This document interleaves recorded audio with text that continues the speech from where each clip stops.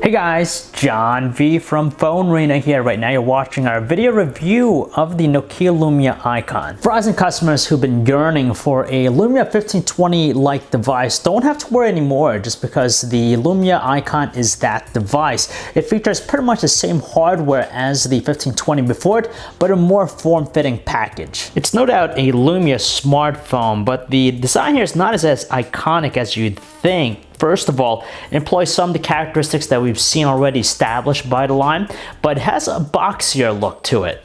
For starters, it features a metal trim bezel, which splashes on a premium element to the design, but unlike the 925 before it, it's a little bit flatter, so when we hold in the hand, the edges come off a little bit sharp to the touch. It's also constructed out of polycarbonate, which is the typical thing that we've been seeing with the Lumia smartphones, though it's available only in two colors, white or black. Both have matte finishes. Nice clean look, but unfortunately not as much personalization or variety in comparison to the Lumia 1520. You could say that it's a smaller version of the 1520, and it's a lot easier, of course, to hold in the hand, but it's not the most comfortable just because of that metal trim bezel and the boxier design of the handset. It doesn't have the best ergonomic feel in the hand, and the edges are a little bit sharp to the touch. It's really hard to make it out, but the Icon features some tapered cuts with its rear casing. It's a lot more subdued compared to previous Lumia smartphones, so it gives the handset an overall boxier, flatter look. Previously, it was the Lumia 1520 that had the highest resolution screen on a Windows phone, but the Lumia Icon here surpasses it just because it's more detailed with its smaller 5-inch 1080p HD OLED display with Nokia's clear black technology. It's no surprise that the display is super detailed with its pixel density count of 441 pixels per inch, so even the faintest of text more legible to the eye. This isn't the first time that we've seen Nokia flip-flop between using what display technology. The 1520 before this featured an LCD panel, this one being OLED, and of course it has its highlighting characteristics such as the wide viewing angles, the saturated colors, which gives it a very iridescent glow. However, we gotta say that the display is very difficult to view outdoors with the sun present. Just because its brightness output isn't that strong, it tops out almost at 300 nits. In standard fashion, it features all the buttons and ports we're familiar with Lumia smartphones. So below the display, you have the trio of Windows capacitive buttons. You have the microphone right there, micro USB port to charge its battery. On the right side, you have some raised buttons, very distinctive to the touch, the 2-level shutter key, the power button, and volume control. The top edge is just home to the 3.5mm headset jack and the SIM slot, but the unique thing about the SIM slot, whereas before we were required to use a SIM removal tool, this one's a lot more easy to access just because we got to pry it off with our fingernail at the top edge right there. Just like its siblings, the Icon is a camera-centric smartphone just because it features a beefy 20-megapixel pure-view camera which features Zeiss optics, optical image stabilization, a wide-angle f2.4 aperture lens, dual LED flash, and 1080p video recording. For the most part, the experience here with the Icon mimics what we saw already with the Lumia 1520 before it. It has the Windows Phone 8 experience with the GDR3 update, and that includes a handful of enhancements. For example, you have more dynamic live tiles on the start screen just because of the support for higher resolution. You have also a slightly improved multitasking experience where you could actually close down each window separately. You have also an orientation lock and also driving mode. Being a Lumia smartphone, it lays claim to all of the Nokia brand applications that you could pick up through the Windows Store that you wouldn't otherwise get with other Windows phones. So they include things like Here Drive Plus, which is your turn-by-turn directions, Nokia Beamer, which allows us to share the phone screen with other nearby devices. You have also Mix Radio, which is a free streaming radio service, and also the other stuff such as Nokia Cinematograph, Creative Studio, Refocus, and Storyteller. However, the only new or different thing here that we haven't seen on other recent Lumia smartphones is that it's packaged along with all the Verizon branded applications. So they include things like Verizon Tones, VZ Navigator, and My Verizon Mobile. Whereas it was tougher trying to type on the Lumia 1520's larger 6-inch display, the 5-inch display here with the Icon is more ideal just because we're able to better encompass the layout. And on top of that, it features a very responsive rate and killer autocorrect.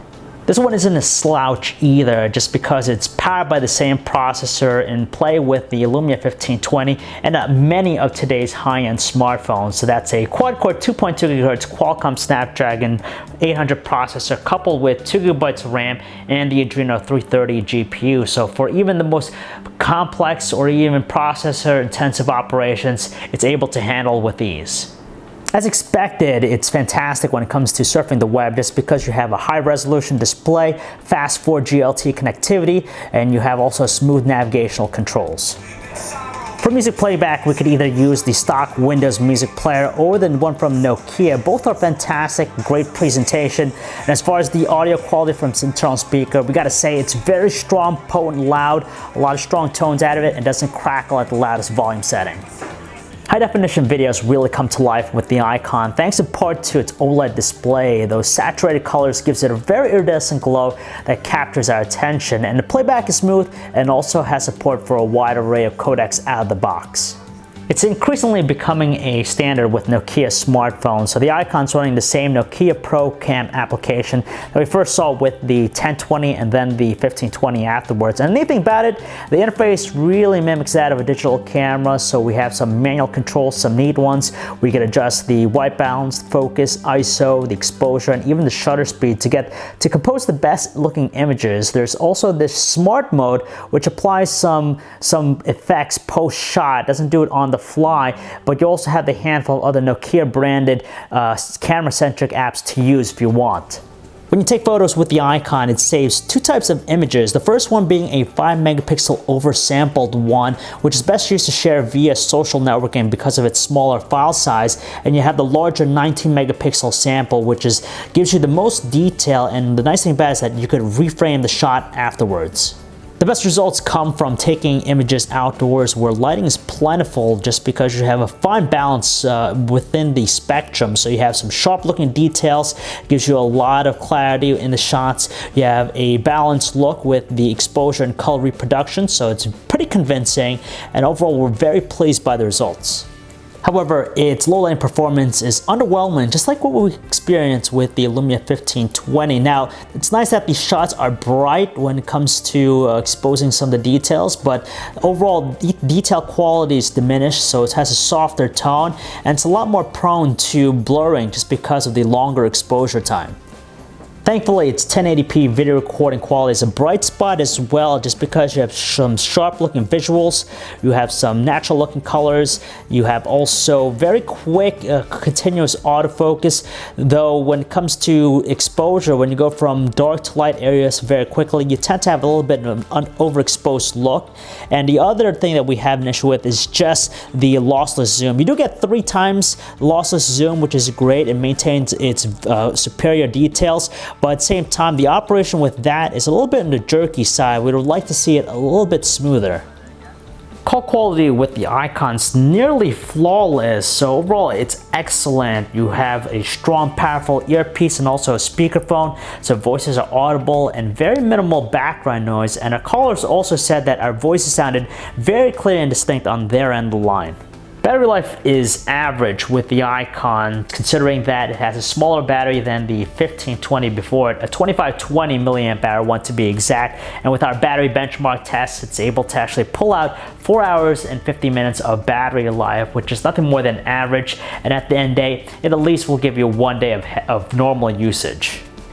There's no arguing that the Lumia Icon is the best Windows phone for Verizon Wireless right now, and it's going to be like that probably for a little bit. You get a great package with the handset, you have a super detailed display, it takes some phenomenal looking photos and videos, and of course on the software side you have all those Nokia branded applications, which makes it beneficial over other Windows phones. One thing that irks us about the Icon is its on-contract pricing. So if we think back to the 1520 and when it first launched with AT&T, it came out of the gate with a $100 on-contract price point, which is pretty aggressive and showed that it had a lot of value in it. But with Verizon, they decided to go with $200 with a 2-year contract for the Icon, which is a little bit higher than what we anticipated, so it's a little bit tougher to swallow, especially knowing that the Icon's very similar to the 1520. On the flip side though, its off-contract price price of $550 is a lot more reasonable, taking into consideration all the hardware it's packing along, and it's a 32GB model as well. So if you're a Verizon customer, you want a Windows phone,